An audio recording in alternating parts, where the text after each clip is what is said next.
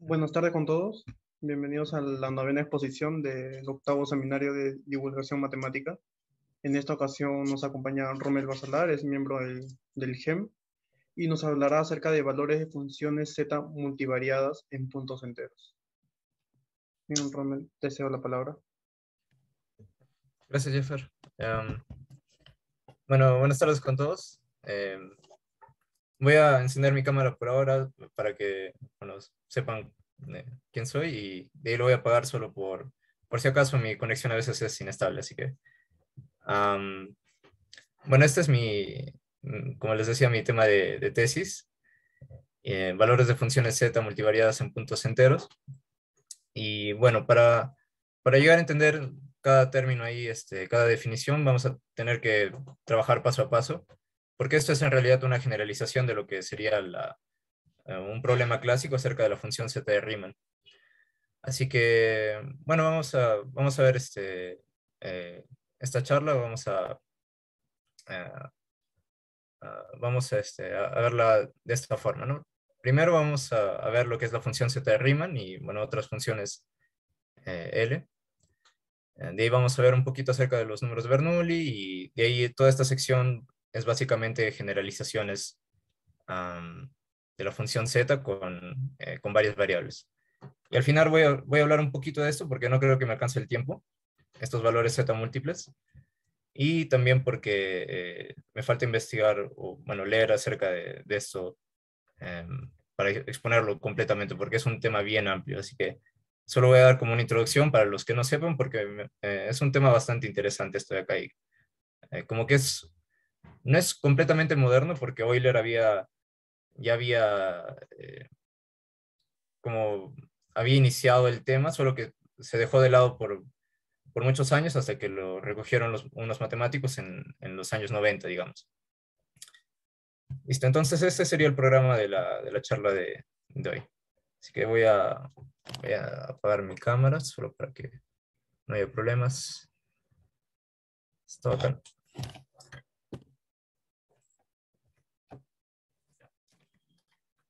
Bueno, antes de comenzar, un poquito más de un preámbulo, unas pequeñas advertencias. Lo primero es que voy a estar tratando de narrar como una historia al respecto de este tema, así que más o menos es en sentido cronológico. Y es muy probable que algunos detallitos me falten, o que alguna fecha no lo tenga bien o algo así. Así que, ya saben, tomen la información con cierto cuidado, pero creo que la historia en general sí la voy a narrar bastante bien. Am, y pues lo segundo es, bueno, creo que lo podemos ver ahí mismo. Bien, entonces iniciemos con la función z de Riemann. Creo que la mayoría estamos familiarizados con esta función. Pero igual es bueno introducirla, creo que es apropiado. La función z de Riemann se define como z de s, ¿no? La letra griega z, y la variable s, que sería una variable compleja, se define como esta serie infinita. Y bueno, dada de forma más explícita estaría esto de acá, ¿no? Y por supuesto debemos ver dónde converge esta serie. Y no es nada complicado demostrar que converge si es que su parte real de la variable es mayor que 1.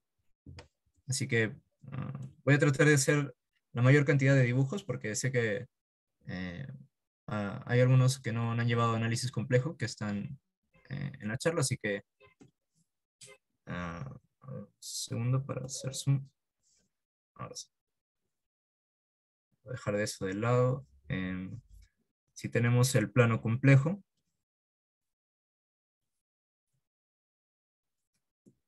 entonces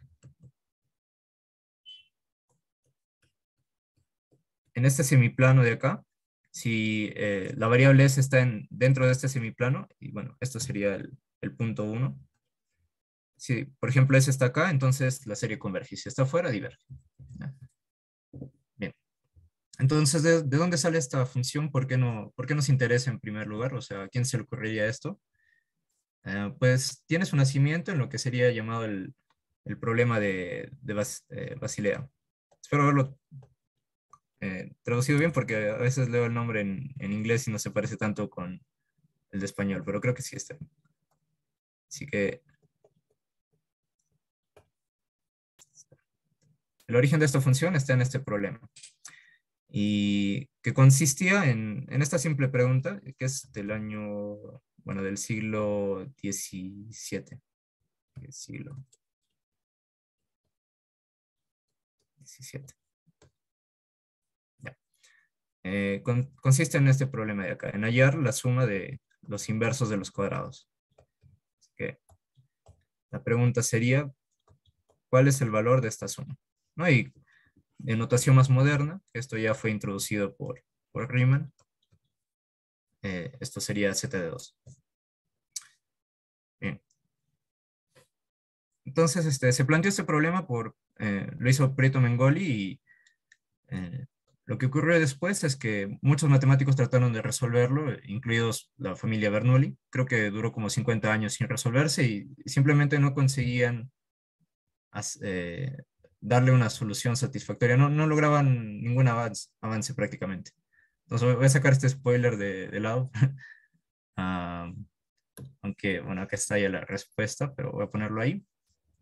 Igual, ahora sí. Bien.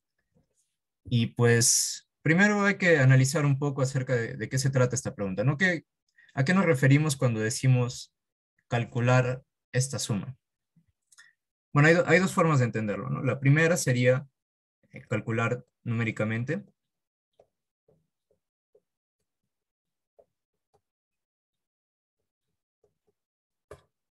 Y la otra sería expresar el valor, o sea, el valor de la suma como una fórmula, ¿no? Involucrando constantes ya conocidas. Y después vamos a ver que involucra el número pi. Ya eso serían dos formas de entenderlo. De hecho, hay una tercera que eso va a ser más relevante cuando veamos la función z completa, no solo este valor z igual, en s igual a 2. Así que por ahora lo voy a dejar ahí. Pues bien, hay estas dos formas de ver el problema. Y resulta que ambas fueron bastante complicadas porque, en primer lugar, sería bueno, ¿no? Tenemos esta definición que es a través de un límite, así que una forma de calcular el valor sería empezar a sumar la mayor cantidad de términos que se puedan y eso nos va a botar un valor finito y eso aproxima este número de acá. El problema con eso es que la serie converge demasiado lento. Así que creo que si tomas los primeros 100 términos, no solo obtienes como 2 o 3 decimales correctos. Entonces, es intratable por ese lado, ni siquiera para poder adivinarlo, ¿no? Podría ser de que si es que esto convergiera rápido, entonces sumando unos eh, 10 o 15 términos, vieras que es, no sé, un medio o algo así. Pero no funciona. Pues ese es el primer inconveniente, ¿no? No se puede ni adivinar el valor. Eh, y esto tampoco resultó que las personas que trataron de resolverlo no encontraban una fórmula, así que estaba como atascado el problema. Pues bien, como les dije, pasaron, digamos, 50 años y sin resolución y de ahí llegó Euler. Que, bueno,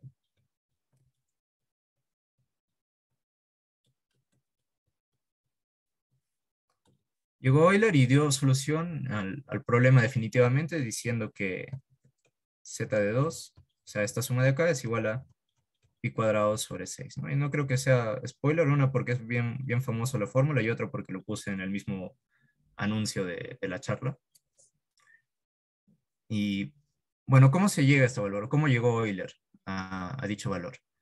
De hecho, si vamos tratando de seguir la historia como en realidad pasó, Euler intentó primero por esta avenida, calcular numéricamente. Así que para poder calcular esto numéricamente, primero creo que hizo dos cosas, de hecho. Inventó la fórmula de sumación de Euler-Maclaurin. Debe ser así. ya que es básicamente una fórmula que nos dice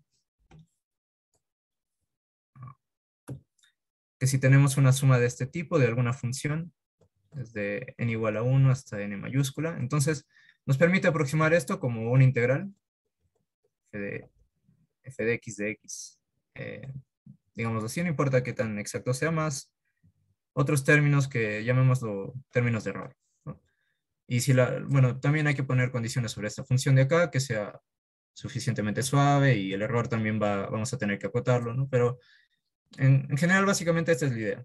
Transformar un problema acerca de una suma en un problema de una integral, ¿no? Y en este caso la función sería, para esto de acá, la función sería f de x igual a 1 entre x al cuadrado, ¿no? Y esto obviamente podemos integrarlo fácil, así que ya tendríamos una formulita acá, ¿no? Y acá también los términos son conocidos, podemos calcular. Así que hoy le invento esta fórmula y así puedo calcular este valor de aquí, que antes solo tenía como 2, 3 dígitos decimales correctos, logro calcular 20. Y también hay otra fórmula que logró y que es quizás más cercano a lo que sería resolver de verdad completamente el problema dando esta fórmula de aquí. Logró dar la siguiente fórmula.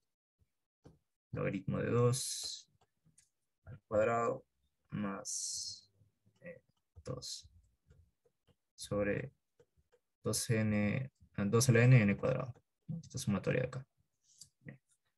Euler halló esta fórmula y no es tan complicado en sí la prueba no es complicado, solo utiliza integrales. Ya es un manejo ingenioso de integrales. ¿Y por qué es buena esta fórmula para el cálculo numérico? Porque ciertamente no se ha resuelto el problema como hemos especificado aquí, ¿no? O sea, sí es una fórmula, pero, y esto es un valor conocido, pero esto de acá también sería otro problema en sí mismo, ¿no? Am, pero esto es una buena fórmula por el hecho de que, bueno, esto es conocido y esta serie de acá converge mucho más rápidamente que esto, justamente por este peso añadido, que es converge geométricamente, ¿no? Un poquito más. Entonces, también sirve para calcular valores. Voy a agregar un espacio por acá. Me olvidé que podía hacer eso. Y bueno, vamos a ver esto acá.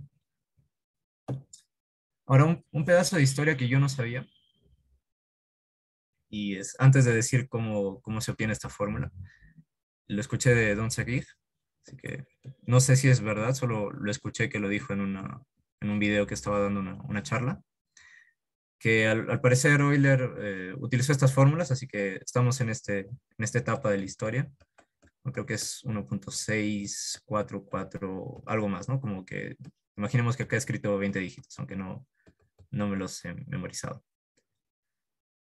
Y de alguna forma u otra, solo al ver esto, dijo Euler, se dio cuenta, esto es pi cuadrado sobre 6. O sea, al ver 20 dígitos, reconoció, yo sé ese número, esto es pi cuadrado sobre 6. No entiendo cómo una persona normal haría eso, bueno, pero es Euler, así que supongo que no debería cuestionarlo, pero igual es algo que no sabía antes, ¿no? Quisiera encontrar una bibliografía que me cuente esa parte de la historia. Pero bueno, confiando en Don Seguir, que esto es verdad. Ok, ahora sí con la prueba. Entonces voy a seguir moviendo este spoiler para abajo. Que ignoren que lo han visto. Bueno, entonces, ¿cómo se demuestra esto? La prueba es bastante ingeniosa. De hecho, en lo personal es una de mis pruebas favoritas. Es bastante simple y elegante. La manera de proceder es que iniciamos con la función seno de x. O creo que me conviene iniciar con seno de pi de x entre pi de x. ¿No? Y esto va a tener su expansión en serie de Taylor. Así que acá va a ser 1 menos pi de x al cuadrado sobre 3 factorial más pi de x a la cuarta sobre 5 factorial, puntos suspensivos. ¿Ya? Fórmula bien conocida en sus tiempos, no hay nada sorprendente ahí. Lo ingenioso que ocurre a continuación es que em, em, lo ingenioso que ocurre es que Euler vio esto como una especie de polinomio infinito.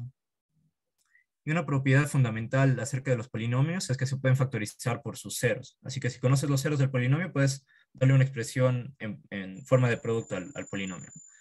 Y la idea es que solo imaginemos que esto funciona bien, incluso cuando tienes un polinomio infinito. Entonces esto se debería factorizar en sus ceros. Así que la factorización se vería algo como esto, ¿no? Porque ahí está. N va desde 1 hasta el infinito. Porque los ceros de esta función de acá son justamente cuando x es un entero, ¿no? Así que cuando x es igual a 1 vamos a tener seno de pi y esto sería 0. O cuando es menos 1 también va a ser un 0, entonces. Ya, y es de ahí donde sale esta fórmula. Y pues, por qué sale con estos, por qué sale cuadrado y no sale simplemente x sobre n? Es porque por ahí va a haber un término, uno de los ceros es n y otro de los ceros es menos n, ¿no? Porque es una función impar, entonces, em, pues estos se multiplican y tenemos esto de aquí, ¿no? Pues bien. Y el siguiente paso, una vez que tenemos esta fórmula de aquí, que por cierto es un análisis formal nada más, porque no se ha demostrado, aunque se puede hacer a través de análisis complejo. em, bueno, hay realmente dos formas de proceder aquí. La que hizo Euler es expandir esto de nuevo, así que expandir. Y esto va a ser igual a un 1 menos, bueno, por acá va a haber un término x al cuadrado, ¿no? Con un coeficiente aquí, y por acá también va a haber, bueno, tal vez lo pongo así. Por acá va a haber un término x a la cuarta y términos de mayor orden, ¿no? Y con sus respectivos coeficientes. Y de ahí simplemente es cuestión de comparar esto de aquí con esto de aquí. Ahora, ¿cuál sería el coeficiente de acá? Pues, ¿cuándo va a aparecer un x al cuadrado? ¿Cuándo va a aparecer este término x al cuadrado? Es cuando uno de estos términos se multiplique con el 1 de otro paréntesis, ¿no? Así que por acá va a aparecer x al cuadrado sobre 1 al cuadrado más x al cuadrado sobre 2 al cuadrado, menos 2 al cuadrado, ¿no? Cuando se multipliquen con los unos, etcétera, etcétera. Así que x al cuadrado sobre 3 al cuadrado y por lo tanto, eh, suspensivos, esto va a ser igual a menos z de 2 x al cuadrado. Y ahí se resolvería el problema. Igualando tendríamos que z de 2 es igual a pi cuadrado sobre 3 factorial, que es 6. Listo. Y de hecho podemos seguir con este tipo de análisis y obtener todos los valores para z de 4, es decir, la suma de inversas de bicuadrados, la suma de las inversas de sextas potencias, y en general podemos obtener z de 2n, y a partir de esta expansión de aquí. Y la fórmula es, ahora sí conviene ver esto, es la siguiente. En general, z de 2n va a ser igual a, bueno, esta cosa de acá, esto es un racional, no hay inconveniente, esto es una potencia de pi, bueno, podemos sacar el 2 también, así que sería una potencia par de pi a la 2n. Y esto de acá, este símbolo va a ser un número racional, se llaman los números de Bernoulli, y son números racionales que se pueden calcular fácilmente, tienen fórmula de recurrencia, entonces, pero la cuestión es que todo esto de acá es racional, así que z de 2n va a pertenecer a q multiplicado, ¿no? Lo- las, los múltiplos racionales de pi a la 2n. Bien. Y bueno, como les había dicho, esa era una forma de proceder. La otra, en vez de expandirlo, podemos sacar logaritmo a ambos lados, así que logaritmo aquí, logaritmo acá. Esto se va a convertir en una sumatoria, ¿no? El logaritmo ingresa y eh, se suman, y de ahí derivamos. Así que segunda forma sería, segunda forma es derivar. Así que esto sería seno de pi de x, pi de x. Esa es la derivada logarítmica. Y lo mismo por aquí. De log de x. Todo eso ahí. Y resulta que es más simple analizar eso ahí. Ok. Entonces, hasta ahora vamos avanzando cronológicamente. Este es el desarrollo de este problema. Se pedía hallar este valor y Euler lo halló y de hecho halló mucho más. Halló muchas más fórmulas. Pues bien, entonces lo que sigue es analizar ahora que se hallaron estos valores, supongo que podríamos ya ver lo que es en sí la función z de Riemann, ver esto como una función de variable compleja y empezar a estudiar sus propiedades analíticas, la continuación analítica, todo eso, para empezar a pedir. Ahora, bueno, voy a poner acá, ya hemos hallado los valores de z de s en s igual a 2n, ¿no? N que pertenece a los naturales. También podemos pedir los valores de z de s en s igual sí, me olvidé de mencionar que tenemos los valores pares en puntos pares de la función. ¿Qué pasa con los impares? Pues esto, si quieren, lo podemos discutir más al final, pero obviamente es necesario mencionar que este es un problema sin resolver. Dar una fórmula cerrada para la función z, es decir, si yo quiero hallar, bueno, tal vez mejor ponerlo acá, de esta suma de aquí.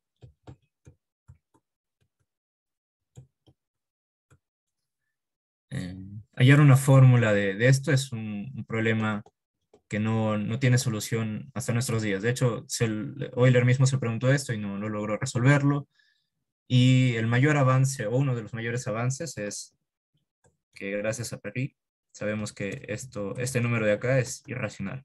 Incluso saber esto ya es complicado, que es irracional. Y todos los demás valores, z de 5, z de 7, z de 9, etcétera, no sabemos si son racionales o irracionales o algebraicos, trascendentales, no sabemos nada de su naturaleza aritmética, no tenemos fórmulas eh, que, que sean como algo así, ¿no? Una fórmula cerrada.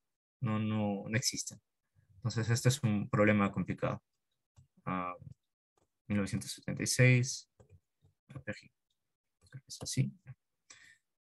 Ya, pero a lo que iba es que también podemos pedir valores de z de s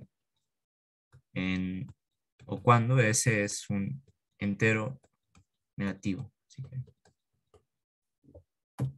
esto también es una pregunta que nos podemos hacer.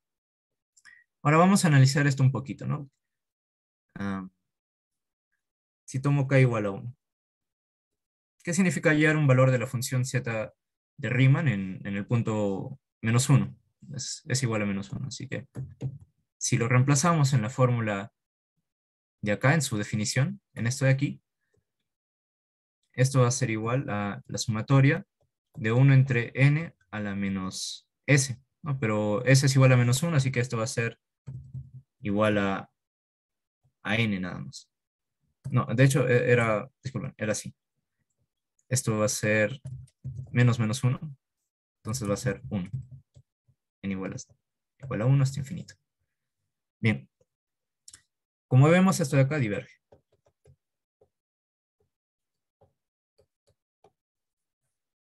Podríamos pensar que no tiene sentido hallar un valor ahí, pero sí lo tiene. De hecho, podemos... Ya. De hecho, sí lo tiene, pero vamos con un poquito de la historia. Es que Euler se preguntó, a pesar de que diverge, y él sabe que esto diverge, es obvio, es fácil de demostrar, Se preguntó qué pasa si ignoro eso. ¿Qué pasa si ignoro cuestiones de convergencia y trato esta suma, esta serie infinita, como si fuera cualquier, o sea, como cualquier serie, ¿no? Entonces puedo aplicarle álgebra de series, ¿no? Puedo multiplicarla por un escalar, entonces el escalar ingresa, va a ser esto sigue siendo como una expresión lineal de esta función. Y asumiendo eso, Euler logró encontrar, haciendo unos trucos ingeniosos que capaz después veamos con más detalle, pero asumiendo que esto converge, que esto se comporta como una suma normal, aplicándole un proceso, podemos obtener este valor de aquí. ¿Ya?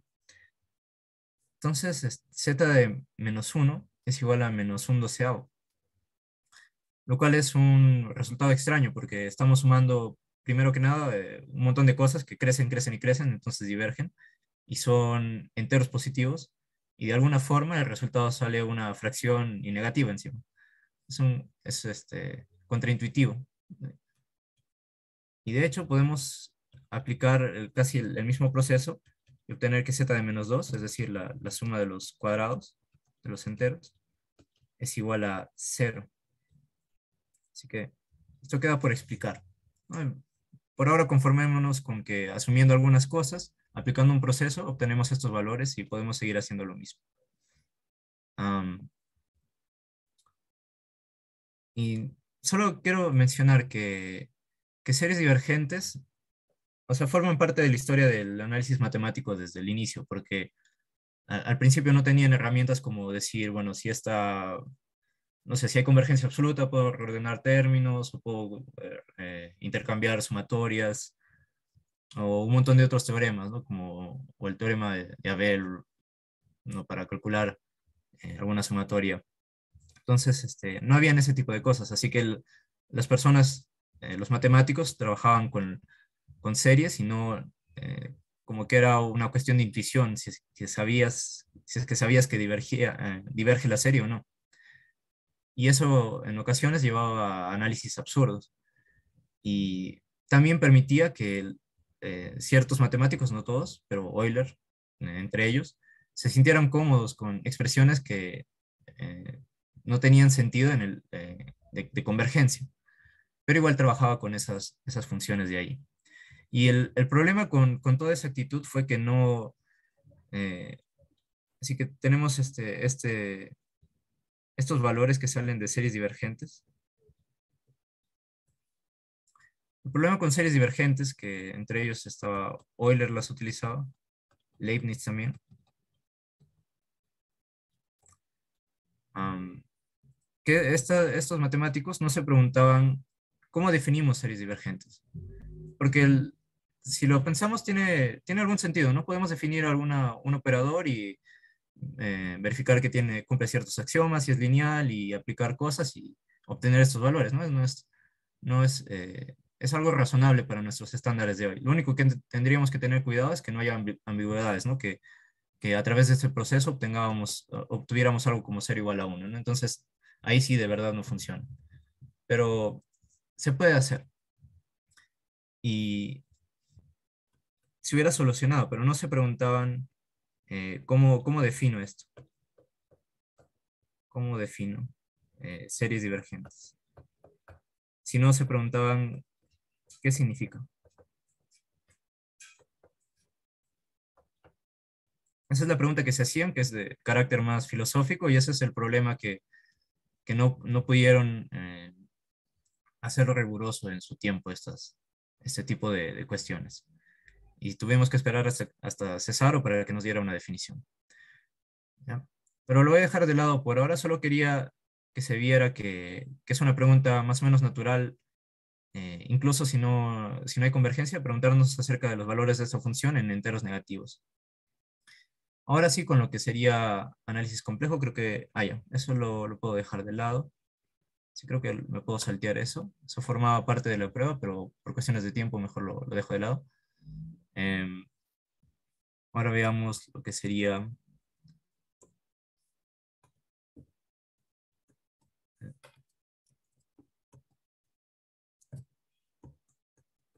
análisis complejo. ¿Ya? Tenemos esta función de aquí, que es la función z de Riemann, y que converge en cierta zona, que ya era un semiplano, parte real de S mayor que 1. Y ahora vamos a utilizar lo que es el concepto de continuación analítica, que si tenemos una función, en este caso la función z de Riemann, que está definida por aquí, en este semiplano de acá, que es analítica, es una función holomorfa. Hay maneras de poder extender esta función más allá de su dominio inicial de definición. Así que podemos extender esto de acá y obtener una función que está definida para todo valor complejo, excepto aquí que va a haber un problema en el punto s igual a 1, pero en todo otro valor podemos extender la función y lo podemos hacer de manera única. Y por extensión me refiero a que podemos encontrar una función más grande, la que está definida en todo el plano, en el azulito, la cual coincide con la función z original en este semiplano verde.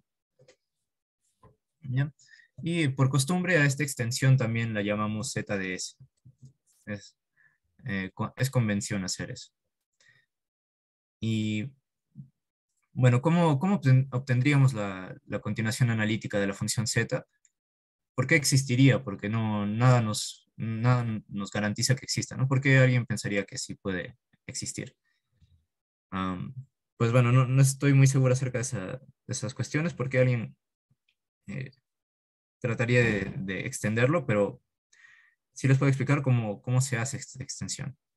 Lo que vamos a hacer es, am, vamos a proceder por pasos y no se preocupen, todavía es más analítico esto, pero todavía eh, estamos viendo esto en aras de llegar a describir valores z, ¿no? Y solo para que quede claro, valores z en puntos enteros es lo que se esperaría, ¿no? Cuando reemplazamos este s por números enteros, queremos investigar esos valores de la función.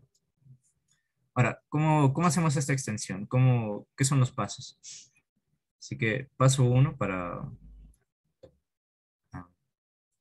lo que hacemos es notar que, a ver, un segundo para ver mis notas, es que podemos darle una representación a estas potencias de acá a través de la función gamma, así que no es complicado demostrar que 1 entre n a la s es igual a 1 entre gamma de s, a 0 hasta infinito, e a la menos n de x, x a la s menos 1, de x. Creo que lo he puesto bien, sí. Ya. Lo segundo es que aplicamos este operador a ambos lados, así que acá sumatoria, sumatoria. Y ingresa las sumatorias, lo podemos justificar también. Ingresa ahí y por lo tanto la función, esto ya sería la función z. Y esto se quedaría, bueno, voy a pasar la función gamma a multiplicar por ahí.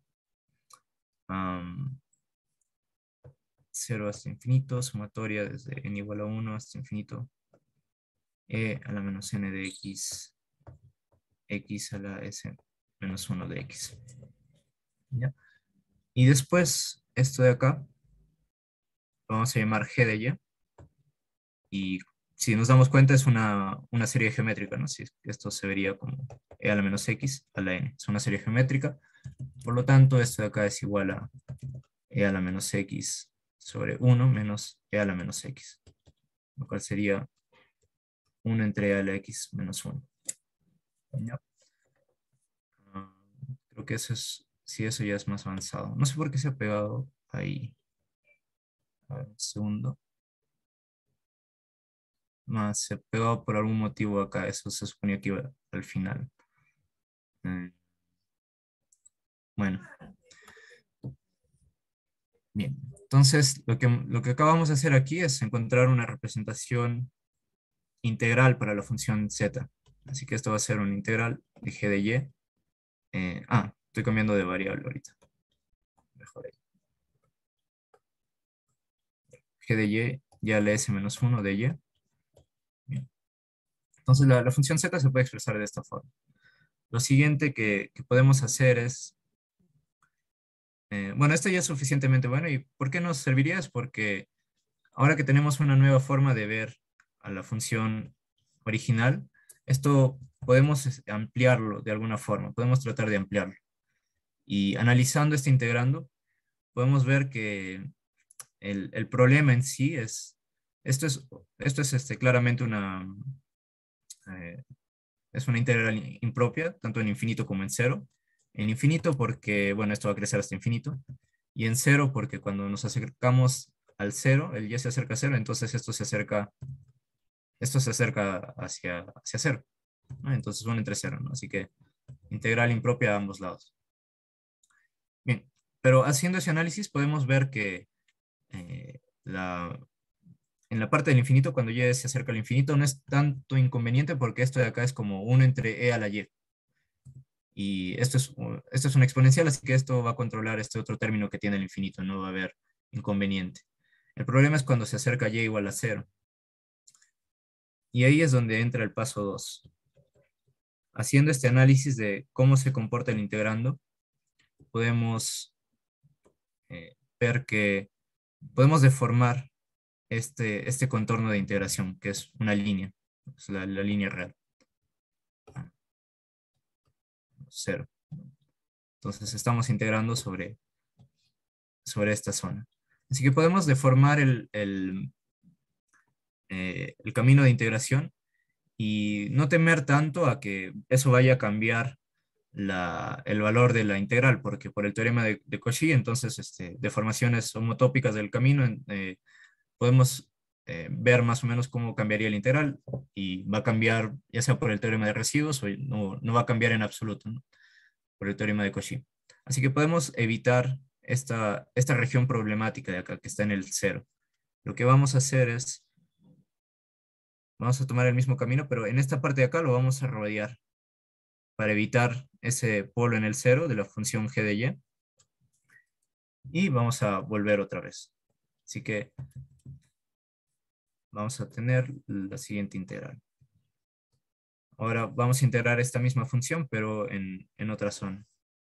Que va a ser así, va a ser así, y va a venir por acá. Entonces, evitando el cero. Y también con un radio epsilon cualquiera, pero que sea lo suficientemente chiquito para evitar el otro polo de esta función, que serían en 2pi. Así que vamos a evitar eso haciendo que epsilon sea. Uy, se salió ¿Se puede ver la pantalla? O creo que, no sé si es problema de conexión o es de mi... Ahora estás con un PDF. Ah, ya. A ver, creo que se salió solito. Ah, a ver, un segundo, voy a abrir la aplicación de nuevo.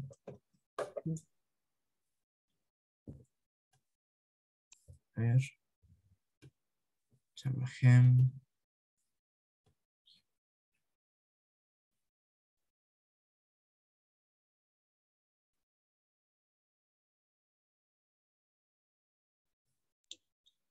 Ah, el segundo está como que medio alentado. Sí, está bien. Está bien.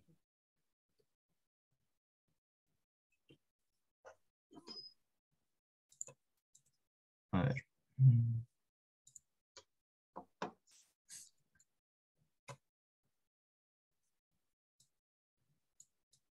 Creo que mejor voy a abrir la versión más segura. Ya. A ver, ¿cuánto he perdido? Bueno, he perdido algunas de las notas, pero voy a seguir avanzando. Sí, ya, creo que es cuestión de dibujarlo nada más de nuevo, la región. Ya. Se ve, ¿no? La pantalla. Sí, sí, ahora sí se ve. No sé qué aplicación es, pero la pantalla en blanco. Ay, chévere. Y siempre debo estar presionando control G. Nunca aprendo porque siempre se pasa algo así, ya sea en Word o en esto. Um, a ver, estaba diciendo, bueno, ya habíamos encontrado que una representación integral y pues podíamos imaginarnos ya más o menos, si era muy complicado imaginar una extensión para la función z como en su definición original, con la fórmula de Euler-Maclaurin no es tan complicado, pero si era complicado aquí, entonces ahora tenemos una nueva fórmula y capaz aquí sí sepamos ver cómo, eh, cómo extenderlo la función y pues ya había explicado, ¿no? Que solo es cuestión de evadir el polo. Ahí está. Y por el teorema homotópico de Cauchy me tendrán que creer que no cambia mucho la integral. De hecho, lo único que va a pasar es que acá va a aparecer un e a la 2 pi s. Entonces, a este camino de acá, al celeste lo voy a llamar p de epsilon. El epsilon sería el radio de esto de aquí. Y vamos a tener esta fórmula de acá. Está bien, se cancelan los polos y ya está. Entonces, sobre el nuevo camino. Listo. Y menos 1. Esto sería lo que quería. Esto era el paso 2. Continuación analítica.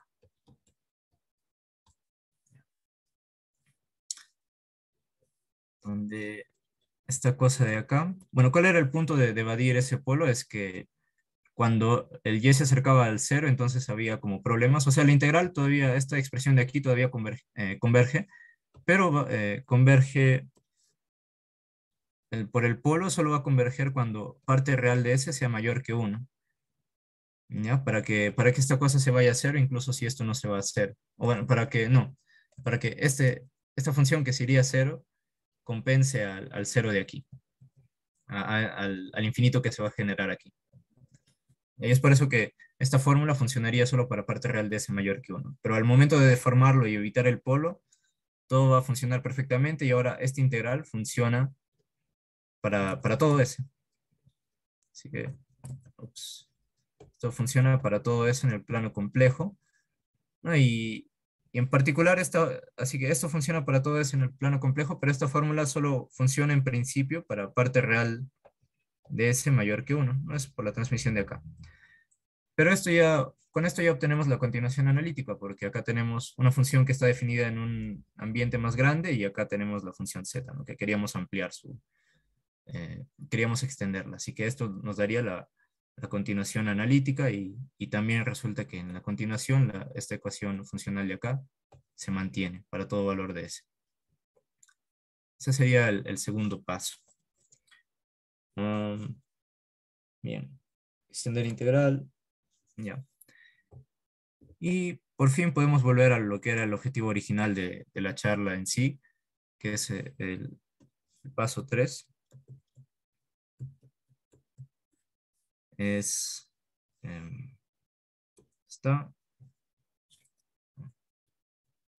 hallar z de, de hecho puedo hacerlo así mejor, donde n es igual a 1, 2, 3, 4. ¿No? Hallar los valores de la función z en enteros negativos. Y puedo hacerlo a través de esta fórmula porque cuando reemplace z es igual a 1 menos n, en esta fórmula de aquí, ¿qué va a pasar? Bueno, esto se va a volver 0 en los puntos enteros, ¿no? No importa si es negativo o positivo, esto se vuelve 0. Pero la función gamma tiene un polo simple en cada entero negativo, así que con el 0 de acá se cancela. También es simple, es de orden 1 el 0, entonces se cancelan y esto va a tener sentido. O sea, esto va a ser un número no nulo, ya que se puede calcular. Y pues esto ya era una función entera, entonces es cuestión de reemplazar es igual a 1 menos n. Entonces esto de aquí va a ser integral g de y a la n de y. ¿Estoy poniendo bien? Creo que sí. Ya. ¿Y cómo hallamos esto de acá? Bueno, es por el teorema de residuos de Cauchy. Nada más, esto va a ser igual a 2 pi el residuo de esto de acá en ese punto. G de y a la n en el punto y igual a 0, ¿no? Que es el único polo que está encerrando aquí. Entonces, el polo de la función g de y por y a la n. Ya, el residuo en ese polo. Y eso no es complicado de hallar. Mm, Pues lo tengo que hallar y por eso creo que está todo confundido en mis notas. Ah, a ver, se supone que lo puse aquí. Ah, ya lo voy a poner entonces.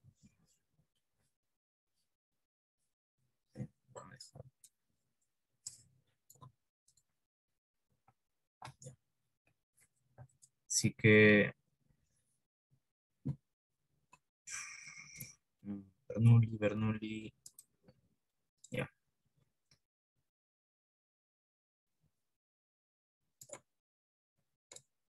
aquí lo tenemos. Ahora sí. Bien, entonces, ¿cómo llamamos el residuo de esto de acá? Para poder hallar este valor z, necesitamos hallar el residuo de esta función en el punto y igual a 0. Pues para hacer eso, expandimos la función g como una serie de Taylor. Y esto es por definición, es esto de acá. Y podemos expandirla a su serie de Taylor y vamos a llamar a los coeficientes bn sobre n factorial. Ya conviene ponerlo de esa forma. Y por lo tanto, al final va a salir que el valor z va a ser... ya no se borraron algunas de las imágenes, pero va a ser esto de acá. La función z en enteros negativos está dado por esta fórmula de aquí. Y bueno, acá tenemos un poquito de información extra que no es complicado deducirla a partir de su definición. Ya, solo, sí, ya está guardado. Bien, y con eso termina prácticamente lo que sería la función z. Si podemos volver a lo que se ha hecho, aunque se ha borrado, pero habíamos hallado esta fórmula de aquí, que sería la función z en puntos enteros pares. Habíamos tratado de ver por qué tiene sentido preguntarnos también acerca de la función z en puntos negativos, incluso si no hay convergencia. Y la primera forma en que lo hicimos es con series divergentes, que botaban valores, y la otra forma es este camino analítico que hemos seguido, ya que también nos bota valores para la continuación analítica de la función z, como la habíamos definido originalmente.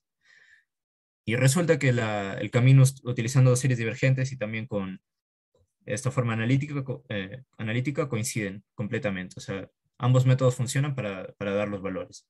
Y hay al menos dos formas en las que se puede interpretar eso, con un formalismo de series divergentes o también con un resultado bastante bonito de Zagiv, que es utilizando expansiones asintóticas.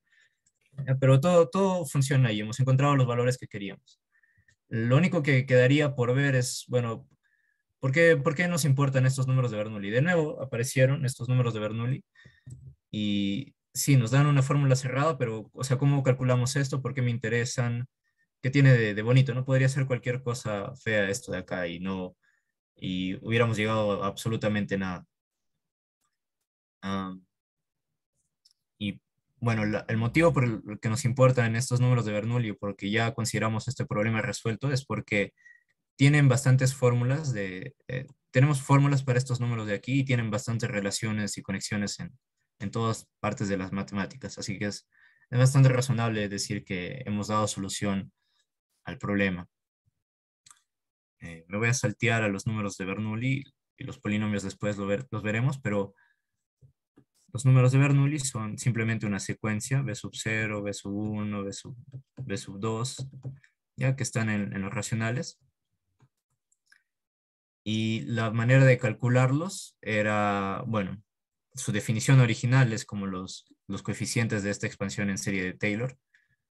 Podemos hacer algunas manipulaciones en esta serie para obtener esta colección de fórmulas. La más básica de todas es esta de acá, donde esta es la delta de Kronecker. Así que nos da una forma de calcular, y ese pertenece a los naturales.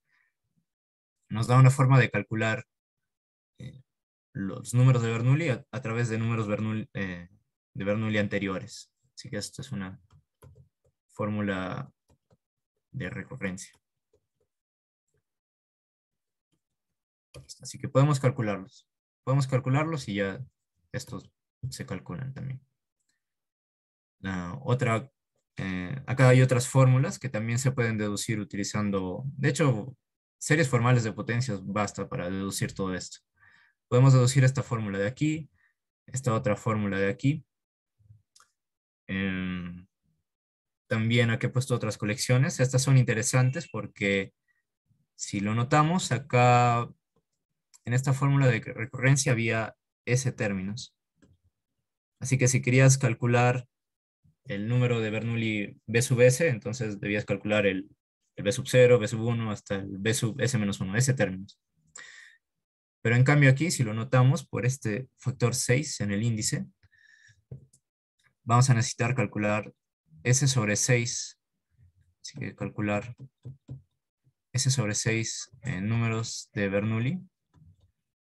Y eso te permite calcular el ésimo. Bueno, tal vez lo voy a poner así, PN. Mejor. Ya. Así que te ha reducido, te ha cortado el trabajo entre 6. Y hay un montón de fórmulas más de este tipo que sirven para agilizar los cálculos. Y bueno, Ramanujan creo que es el que vino con esta fórmula. También está Lemmer, si es que quieren investigarlo. Bueno, hasta ahí son cuestiones de computación, ¿no? Es solo dar fórmulas. Pero hay mucho más. Estos números que, por lo que estamos viendo aquí, están íntimamente relacionados a la función z, tanto en sus valores en puntos negativos como en los positivos. También hay que discutir eso, por qué ocurre eso, ¿no? ¿Por qué aparece en ambos lados del espectro? Eh, Resulta que tienen una estructura bastante rica y al decir eso me refiero a que tienen un montón de identidades y simetrías y conexiones. Entre ellas está este tipo de identidades que no vale la pena mucho discutir eh, eh, por qué son importantes o bonitas, aunque a mí me parece a primera vista, pero bueno, están ahí, ¿no? Y no es para nada obvio cómo se llega de algo tan simple como esta es la fórmula más básica a algo más complicado. Esta es una fórmula por Euler, esta es una fórmula por Mickey. em, y otras identidades también cuando definamos los polinomios de Bernoulli. Esto se llama una fórmula de multiplicación.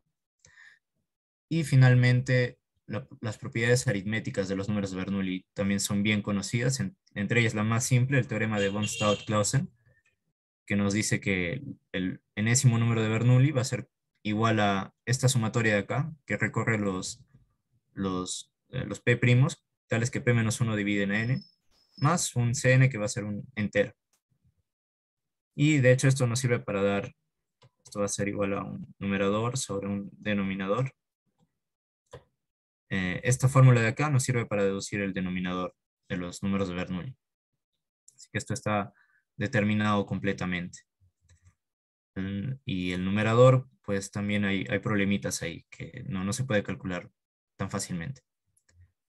Pero una lista completa de entidades, de propiedades que no daría tiempo de mencionar. Pero ciertamente son números importantes y aparecen en las fórmulas que nos importan. Bien. Ahora, podríamos hacer esta forma. Ya hemos hallado los valores de la función z. También podemos... no se quiere mover esto. A ver.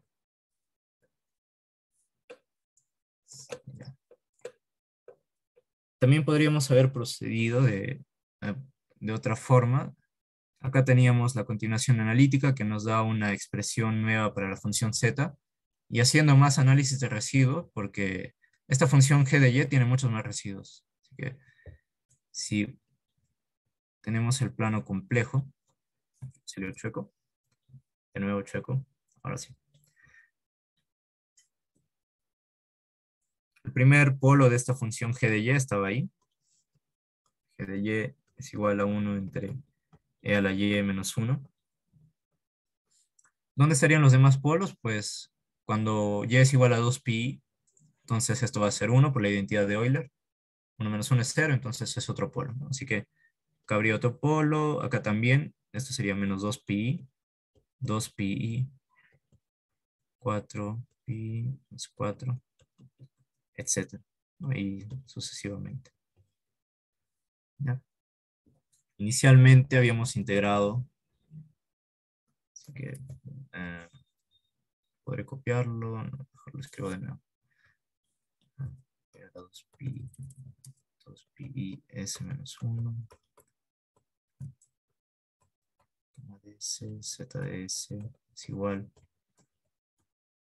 g de y, s menos 1 de y. El camino que habíamos seguido era evitar solo este polo de acá. Habíamos hecho como un camino por ahí. Podemos considerar los otros polos también. Y algo curioso que va a pasar es que, utilizando una vez más el teorema homotópico, el teorema de Cauchy, podemos deformar el camino y homotópicamente, entonces no va a cambiar el valor del integral, con tal de que no pasemos sobre un polo, entonces podemos deformar, y esto va hasta el infinito, por cierto, o sea, sigue recorriendo, ¿no? Se va hasta el infinito. Entonces podemos deformar esto de aquí. Vamos a borrar eso de ahí. Podemos deformarlo para allá, podemos doblarlo y el camino se va a enderezar, podemos seguir doblándolo, se va a enderezar, y no va a cambiar el valor de la integral. Y al final vamos a hacer que, digamos que una vez que lo hemos doblado suficiente, va a estar así el camino. Así. ¿Ya? Y seguimos como desplazándolo. Pero ahora vamos a pasar por encima de los polos. Ahora sé que eso no es bueno decirlo, no es correcto, pero o sea, se puede demostrar con más detalles y no tanto de esta forma, pero la idea creo que se mantiene. Entonces, al momento de pasar por encima de los polos, entre comillas, lo que aparece el teorema de residuos de Cauchy. Así que, y al final vamos a estar con lo vamos a deformar a una línea. Ya, el contorno lo vamos a deformar a una línea y el valor del integral va a cambiar ahora cuando sea esa cosa de ahí. No, creo que va así, así, así. Eh, Van a aparecer la suma de residuos de y. Va a ser 2pi, tal vez un menos por ahí porque estoy por la misma forma en la misma orientación. Un n que pertenece a z, n diferente de 0 porque este polo sí no lo hemos tocado. 2, no, bueno, residuo de g de y a la s menos 1 en y igual a 2pi y n. Bueno, me estoy quedando sin espacio, pero por ahí esta es una función holomorfa que no se anula en esos puntos, entonces por acá va a salir 2pi n a la s menos 1 y residuos de g de y en esos puntos.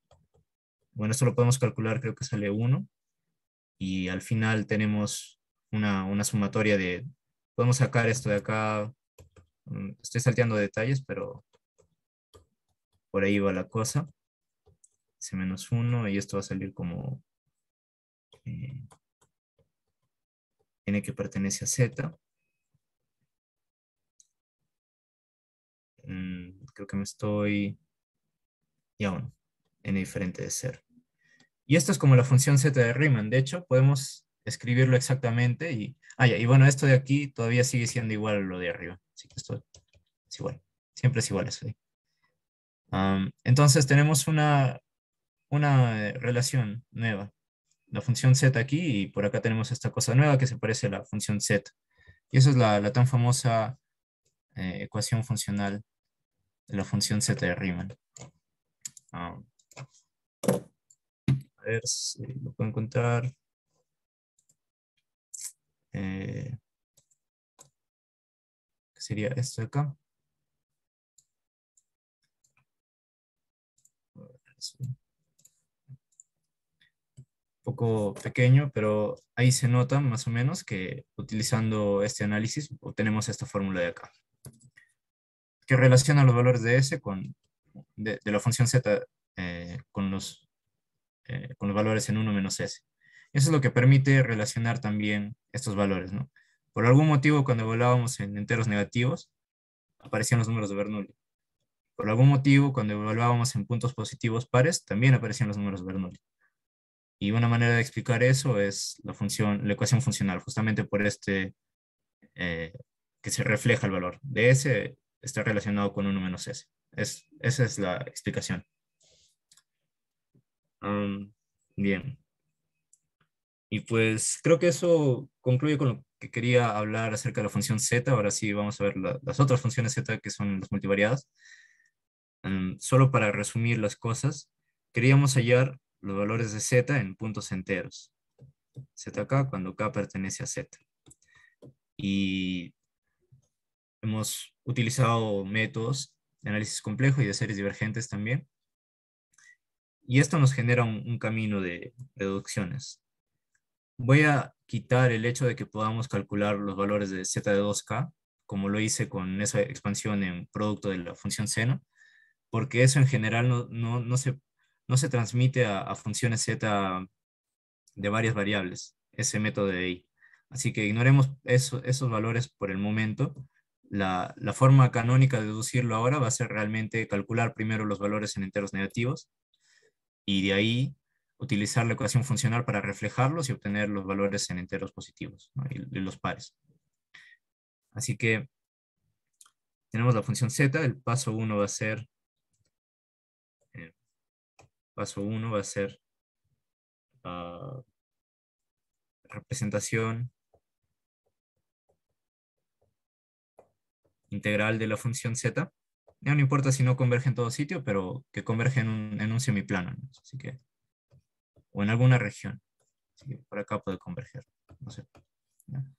Sería el primer paso. Luego es, utilizando esa representación integral, obtener la continuación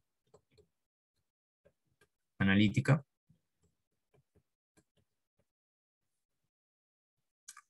Modificando la representación integral, ¿no? Así que eso sería pasar con ese contorno, el contorno de Hankel se llama. Lo modificamos para que converja por todas partes y eso nos da la continuación analítica. De ahí hay dos formas de proceder. La primera es eh, análisis de residuos. Residuos nos implica valores de la función z en puntos negativos. ¿Ya? Y lo otro es 4. Ecuación funcional,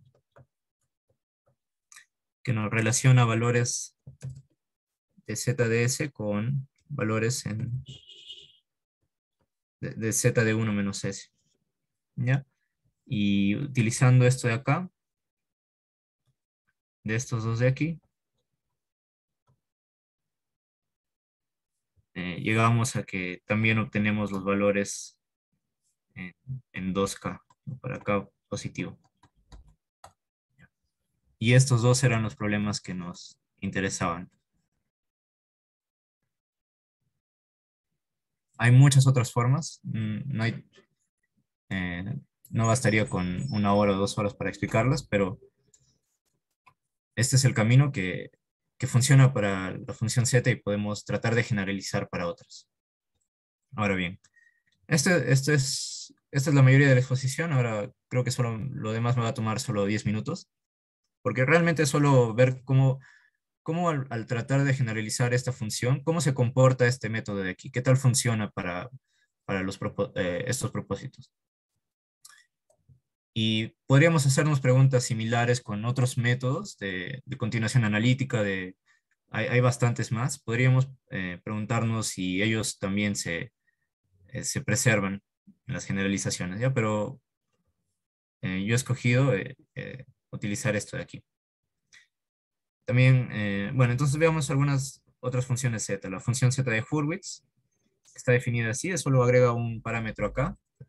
Y utilizando este camino de aquí también vamos a hallar formulitas como que z de 1 menos n es igual a bn de x. sobre n más 1, creo que era. No, ahí está bien. Ya tal vez me esté equivocando por ahí, pero utilizando el mismo camino podemos llegar a eso. Y donde este Bnx es un polinomio definido a través de los números Bernoulli. Ya. De ahí tenemos otras funciones L más generales, como la de acá. Y de hecho aquí también me gustaría mencionar, pero al final lo voy a hacer, es un método de seguir, que es bastante chévere. Que podemos también hallar valores en enteros de estas funciones de aquí, a pesar de que tenemos algo bien general como esta función f de acá. También hay formas de hallarlos. Y con un camino distinto a este tomado, pero bueno, ahí está. Ya había explicado esto. Ahora sí con la tercera parte de la charla es acerca de la función z de Barnes y la función z de Epstein. Y esto de acá es una nueva función. Esta es una variable compleja. Esto es un parámetro vectorial real con entradas positivas. Y esto es un real positivo. Y definimos esta función de acá. Este n en negrita significa que es un vector, así que lo voy a escribir más explícitamente. La dimensión lo he puesto como eta, voy a ponerlo k. Así que esto sería... Lo que estoy haciendo es sumar... Este es el producto interno de dos vectores. Esto va a ser n1, w1, 2, w2, nk, wk, a la s. Ya, esta es una nueva función z que tiene una multisuma. Y todavía es sobre una variable, pero hay que ir por pasos. Y pues nos podemos preguntar, podemos aplicar el proceso que había puesto aquí. Representación integral, continuación analítica, todo funciona prácticamente igual. Una cosa curiosa, sí que pasa acá, que cuando hacemos este salto a varios índices de sumación, es que van a aparecer nuevos polos. De hecho, puedo agregar por acá también unos pesos, N1, chi de 2, N2, donde los chi pertenecen al disco unitario, chi de K, N sub K. Le puedo agregar unos pesos a esta función, no cambia demasiado el análisis. Eh, y pues, tratando de seguir esos caminos que hemos planteado, podemos hallar los valores en puntos negativos. El problema que va a aparecer es que los polos de la función se van a distribuir así. Ahora voy a regresar a lo que es Al momento de hacer el análisis de esta integral, yo dije que teníamos que analizar los polos y sus residuos de esta función, y eso prácticamente nos daba todo lo que queríamos acerca de la función z. Y sus polos se distribuían sobre esta línea de manera bastante regular.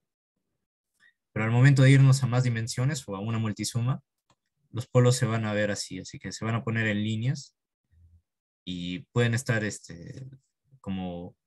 pueden estar bastante cerca aquí y por acá, no, bastante lejos aquí y por acá cerca, o sea, como que son más pegados. Pueden coincidir en altura o pueden no hacerlo, pueden coincidir, se pueden solapar algunos polos, entonces se convertirían en polos dobles. ¿Ya? El análisis se complica cuando pasamos a la función z de Barnes. Y eso da una ecuación funcional más complicada y, bueno, es una historia diferente. Pero bueno, el proceso que debíamos aplicar es que esto también va a tener su representación. Esto es un vector como una función g, pero esta vez va a depender de esos parámetros. Seguimos integrando de esta forma, de y acá va a haber un p de epsilon, ajá, y el análisis es el mismo. Y solo para mostrarles algo de que no estoy tan seguro, pero ojalá esté bien porque no lo he comprobado tanto. Es A ver, un segundo. Le he puesto en pausa para poder buscarlo. Ver. ah, Son marcadores.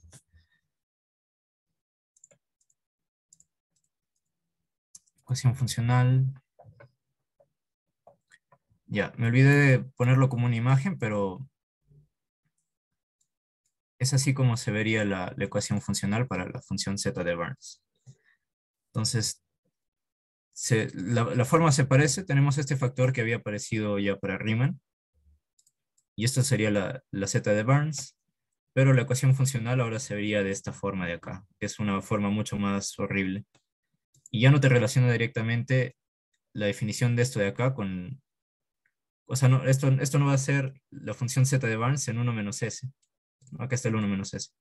Es otra función que también podemos definir, la que es tipo z, pero no va a ser la de Barnes. Se refleja hacia otra función. Y, y eso, que esta ecuación se debe obtener bajo, o sea, haciendo suposiciones sobre los polos que por su misma forma son complejos. Entonces al momento de deformar la integral debemos tener cuidado. Así que asumiendo polos simples y otras cosas, obtenemos esta ecuación de aquí. Una función z que me relaciona el valor de s con 1 menos s. Eh, ah, un, un segundo para desactivar mi WhatsApp.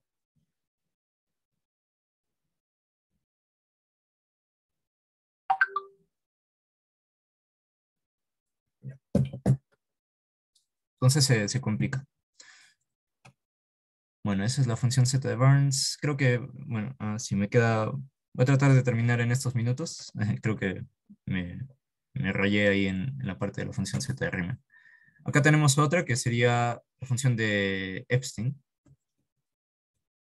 Y el único motivo por el que lo he puesto aquí es porque todavía no lo he estudiado por mi cuenta, pero esto lo quiero poner como una excusa para darles una referencia bastante buena acerca de esta función que aparece en física teórica.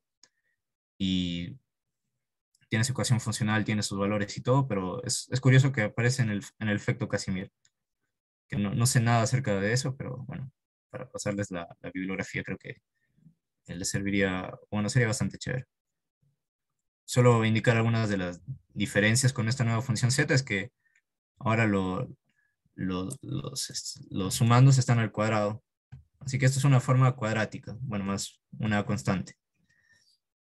Y eso cambia ligeramente las cosas. Así que ya no es tanto como, no es la función z de Barnes, porque acá los n sub 1, los n sub 2 estaban a la potencia 1, es decir, esto solo es una función lineal del vector n, ¿no? Como lo he puesto acá. ¿Ya? Pero acá ya es cuadrática. Pues bien, ¿qué otras podemos ver? La función L de Shintani también.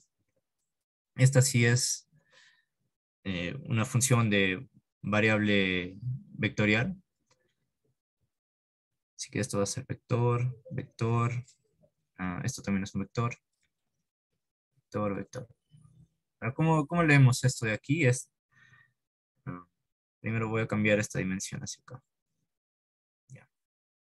Entonces, se parece a una función z por el hecho de estar sumando sobre potencias a la menos s.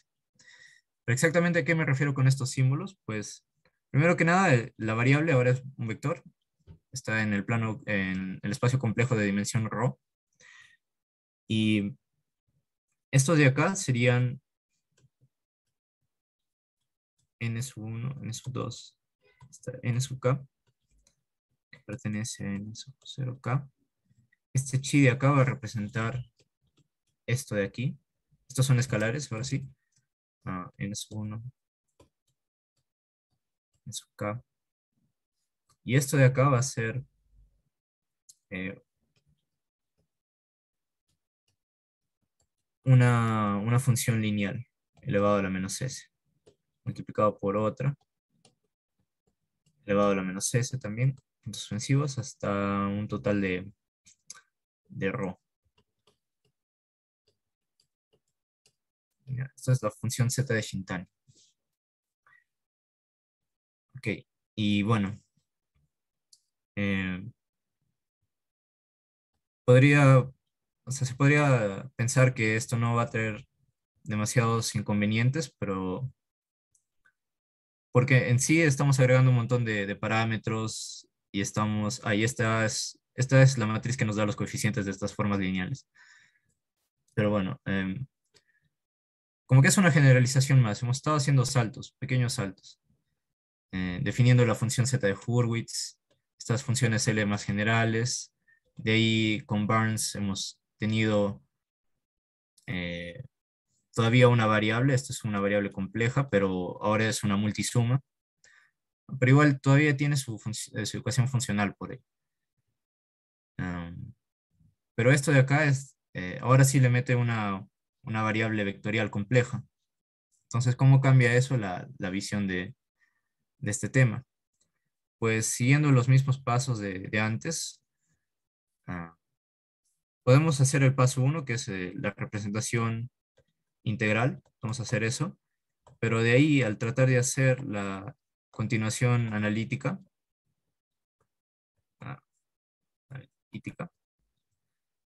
acá es donde nos encontramos con problemas grandes, porque anteriormente consistía en...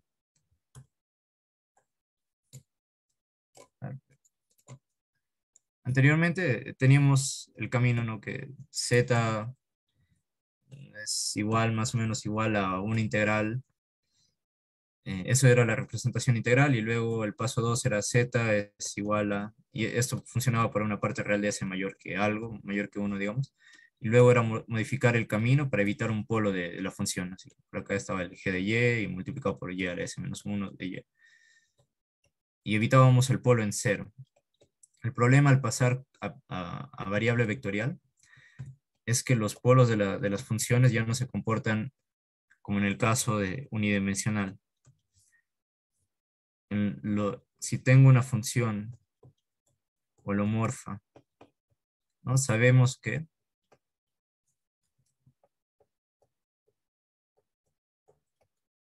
sus polos son aislados. Es decir, si acá tengo un polo, puedo hallar una bola, tal que no haya más polos dentro de esta bola.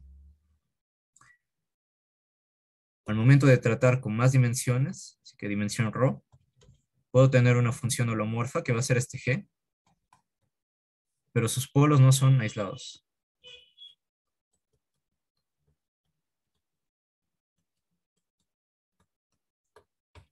¿Ya? Por ejemplo, una función bastante simple, para demostrar a qué me refiero con esto, digamos que tengo una función en dos variables complejas, S1 menos S2. Y sus polos serían el, los S vector, tal que S1 es igual a S2. Pero esto me define un espacio vectorial complejo. Esto nos define un, un hiperplano, que justo pasa por el origen. Pero esto es un hiperplano, ya no es aislado, ya no tenemos como que incluso si no puedo dibujar esto, porque esto es de dimensión real 3, pero para que se entienda la idea, todo esto de acá va a ser un conjunto de polos. Así que ya no puedo decir que voy a poder hallar una bolita alrededor de cualquiera de ellos, tal que eh, dentro de esa bola solo hay un polo, ¿no? Hay infinitos, hay una cantidad considerable. Entonces ya no podemos evadir de la forma, eh, como de una forma inocente, esos polos del integrando. Y es probablemente por eso que se tuvo que esperar a que Shintani llegara, creo que en 1976. Porque esta función es fácil de considerar, cualquiera puede pensarla, pero el problema de resolver esto de aquí requiere cierto ingenio y pues lo que hizo Shintani tenía esta representación integral de la función z de Shintani, donde ahora sería Esto es un vector también y esto sería y1, y2, puntos suspensivos, y rho, s rho, de y1, de y2, puntos suspensivos de y rho. Ahora, para evadir el polo, lo que hace Shintani es hacer un cambio de variable y que se ve algo así, t vector, pero con tk igual a 1, donde k lo vamos a ir moviendo, pero haciendo un cambio de variable podemos evitar los polos, así que esto se va a modificar con este cambio de variable y ahí sí podemos evadir los puntos problemáticos. Y eso nos da la continuación analítica, pero no va a haber ecuación funcional, o al menos no una que se vea inmediatamente. Y solo para dar un ejemplo de qué tanto se complican las cosas cuando se suben de dimensión, tanto al considerar sumas múltiples como más variables. Acá tenemos la función z de Shintani evaluada en el punto entero 1 menos n, 1 menos n. Y bueno, es bastante larga la fórmula, ¿no? Y esto que estamos en dimensión 2. Y pues bien, ahí tenemos un valor z en un punto entero negativo. Bueno, creo que eso sería todo por mi parte. Eh, Espero haber discutido lo suficiente para que se entienda al menos algo. Creo que ah, al menos la función z se entiende bastante bien y por los demás valores es una cuestión de generalizar. Pero bueno, eso sería todo por mi parte. Gracias a todos. Bien, Rommel, gracias. Si alguien tiene alguna pregunta para que le pueda realizar a Rommel, puede hacerlo, activa su micro o lo escribe por el chat.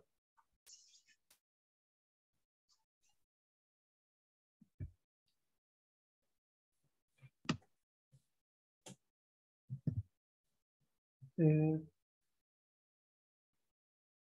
bueno, yo tenía una, una curiosidad con respecto a una de las primeras cosas que mencionaste, fue que dijiste que la función z todavía no se conocen los valores para números impares o alguna fórmula. Pero hay para ciertos múltiplos, porque se conoce para los pares una fórmula cerrada y me imagino quizás por ahí por lo que es múltiplo de 2. Y con otro, no sé si se conoce algo. Eh, no, tampoco, no se conoce para ningún valor impar.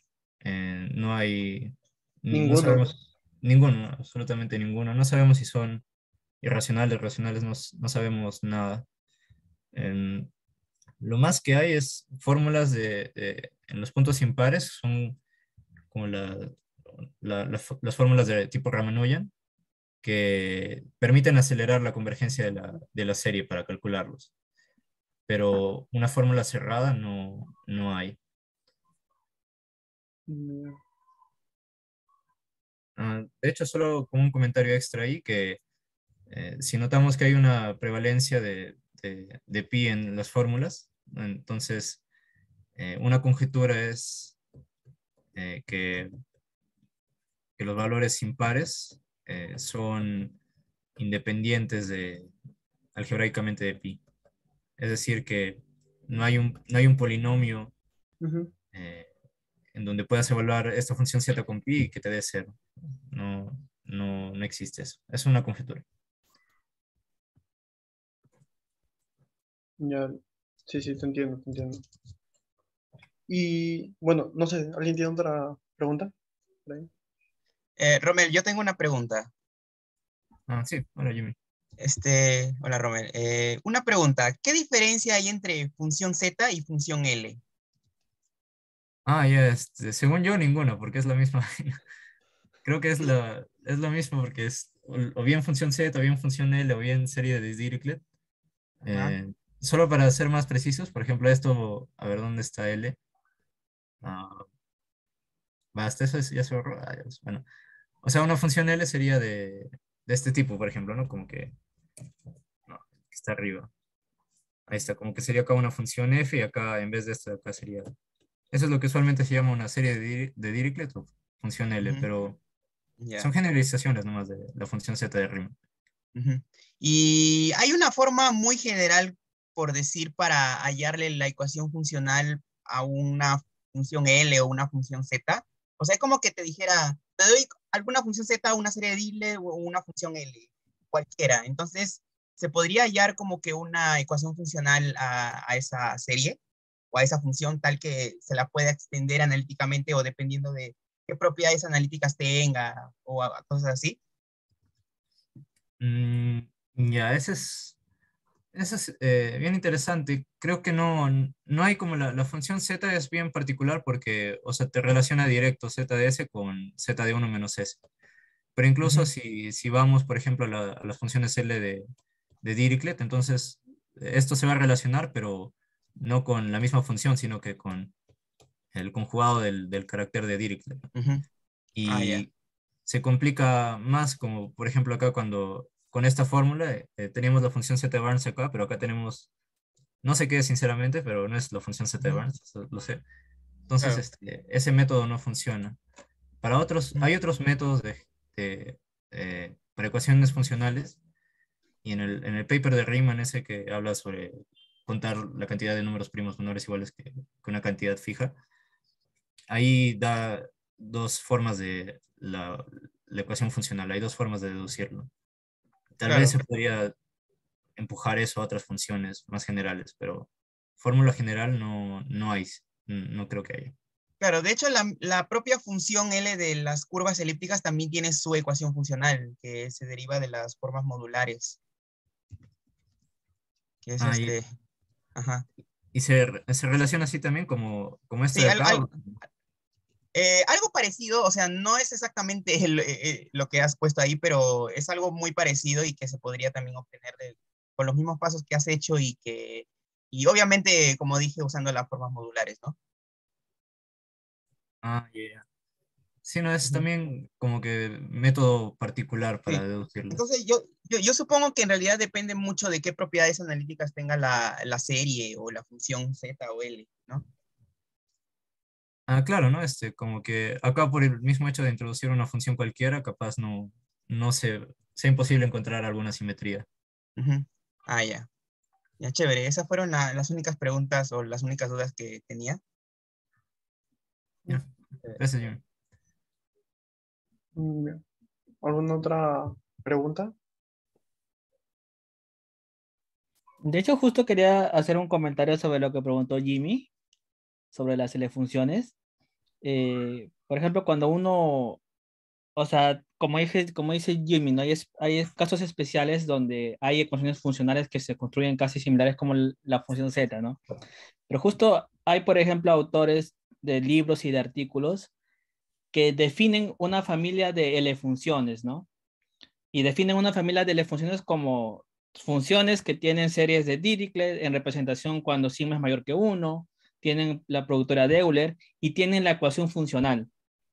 Cuando satisfacen esas tres propiedades, por ejemplo, y una más adicional ahí, ya se dice que es una L función. Y en particular la Z está metida ahí, ¿no? La Z, las Dirichlet functions, las Dedekind Z functions, las L funciones automórficas de formas cuspidales, justo las que vienen también asociadas con curvas elípticas y todo eso, ¿no?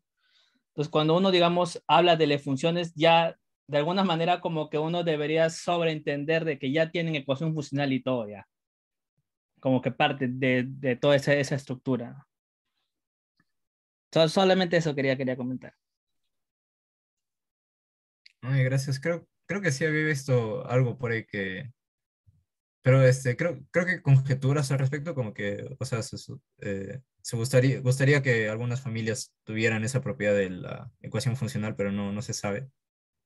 Claro, exacto, ajá. Hay unas familias que aún no se explora todavía si es cierto o no, ¿no? Pero hay otras familias como casi varias generalizaciones funcionan, ya en todo se mete en el mismo saco, ¿no? Y ahí como que ya se define la hipótesis de Riemann generalizada para ellas y todo eso, ¿no?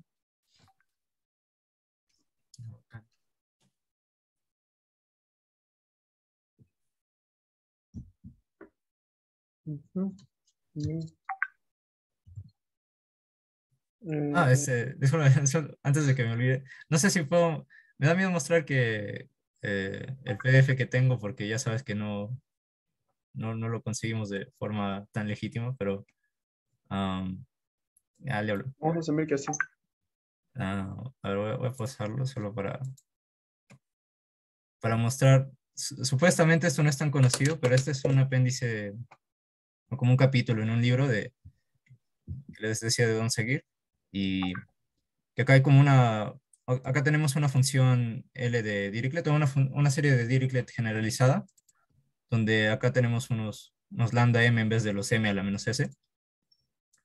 Y lo que pasa es que podemos asociarle esta otra función de aquí, que es como una serie exponencial, y eso nos permite, asumiendo como una expansión asintótica de esta función de acá, nos permite hallar los valores de la función L en puntos enteros negativos. Así que tenemos la función L, le asociamos esta función de acá, su expansión asintótica, y de acá, boom, de frente tenemos los valores, ¿no? Y donde justo coinciden con los coeficientes de la expansión. Entonces me pareció un resultado bastante bacán, y de hecho no es tan complicado de entenderlo, es como solo, si se entiende ya la función z, entonces esto ya es desde frente.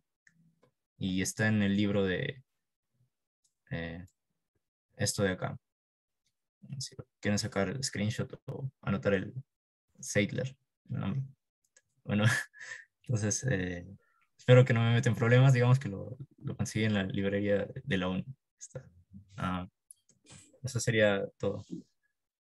Bien. ¿Alguna pregunta por ahí? ¿Alguna otra?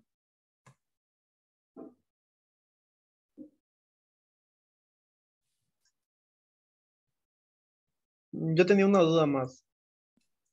Eh, Generalizar las funciones z, volverlas bueno, que reciban distintas entradas, ayuda a que sobre la función z se encuentren algunas propiedades mucho más fácilmente. De O, lo de Riemann. Ujú, claro, Eh, la función z de Riemann original. mm, la verdad es que no sé, hasta ahora lo que entiendo es como que la función z es la clásica y hay un montón de propiedades y quieres ver qué tal se comportan esas propiedades cuando das un salto a 2 dimensiones o 3 dimensiones. Y tal vez eso ayude como a entender mejor, ¿no? Capaz agregando, si le metes algún día de acá a 100 años, cuando le metamos 1000 parámetros ahí, por donde sea capaz, nos ayude a entenderlo mejor la función de Riemann. Pero no tendría una respuesta directa a eso. Pero bueno, siempre es bueno, ¿no? Como que generalizar algo y tratar de ver qué tal, qué procede, ¿no? Con la función original.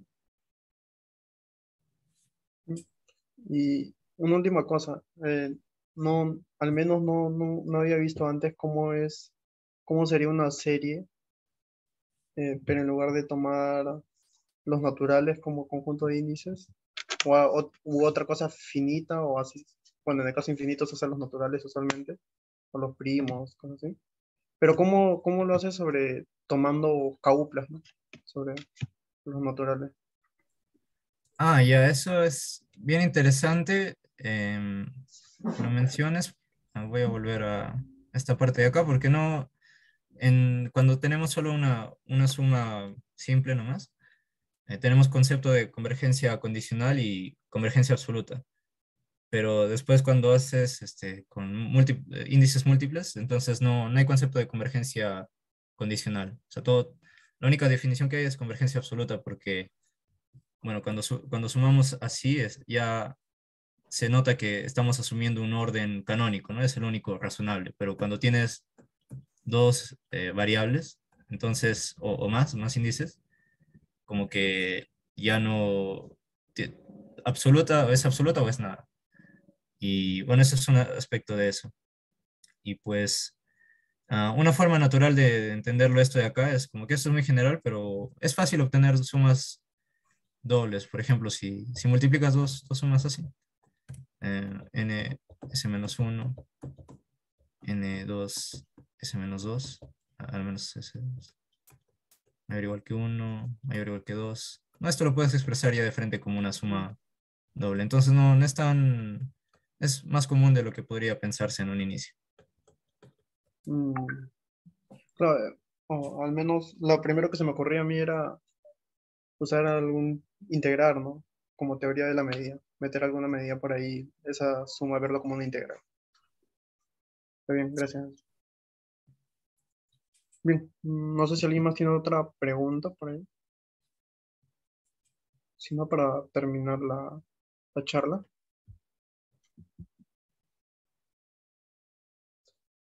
Bien, supongo que no hay ninguna otra pregunta. Muchas gracias a todos por su asistencia. Gracias, Rommel, por darte el tiempo en preparar la exposición. Y será hasta la próxima semana, que es la última charla del ciclo. Hasta luego con todos. Hasta luego. Gracias.